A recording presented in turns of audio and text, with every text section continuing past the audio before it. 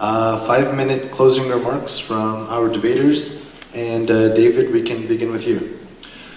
Well, I'd like to thank Sammy for his participation here, and thank everyone for the good questions and for sticking through a 2-hour debate. It's good. What else could we be doing that would be more important than this tonight?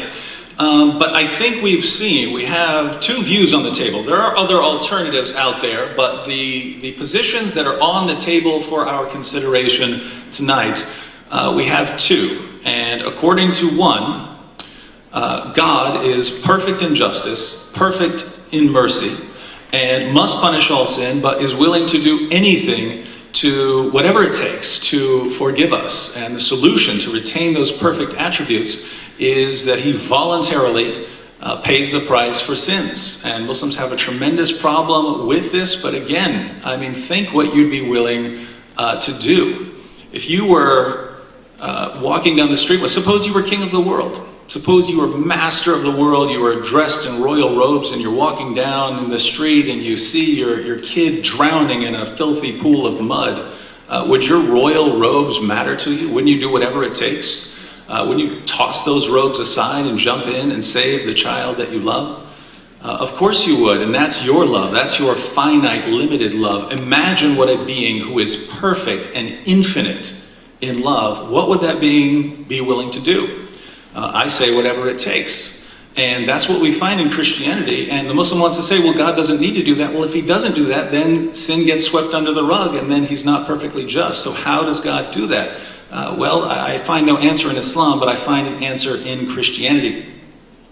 So we have God's perfect attributes being retained in Christianity. We have a message that fits with all of the evidence that we have, a message about someone dying on the cross for sins, rising from the dead, and claiming to be divine. All of our early evidence fits with this position. And think about it. According to Christianity, God had a mission for Jesus. God was completely victorious. Jesus came into the world, completed his mission perfectly. Jesus was completely victorious. He chose followers who would carry this message fearlessly. They were completely victorious. They went to their bloody deaths and would not back down.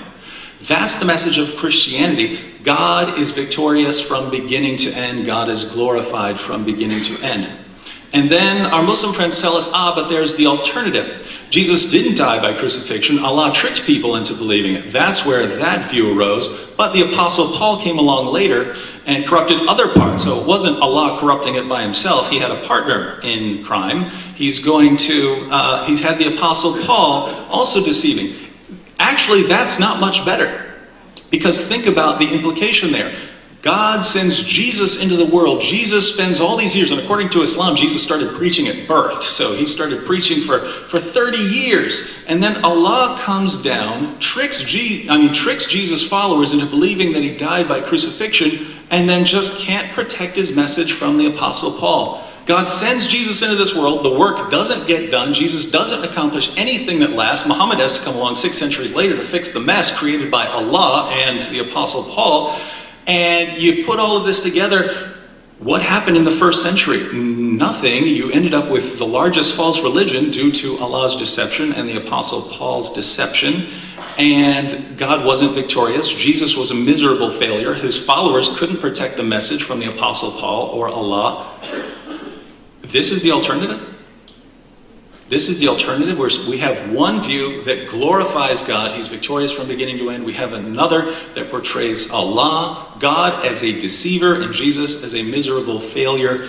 Even if we had no evidence on the table, even if we had no evidence to support either view, we'd have to choose the Christian view just in light of the theology involved. And when we add to the fact that every shred of evidence we have tells us Jesus claimed to be divine, that he died on the cross for sins, and that he rose from the dead, and so we have all of the evidence confirming Christianity, I don't think we have any reasonable choice than to conclude that the message of Jesus Christ is found in the documents of the New Testament. That is the only way to be faithful to God, is to believe in the message that has been preserved right now. Thank you, David.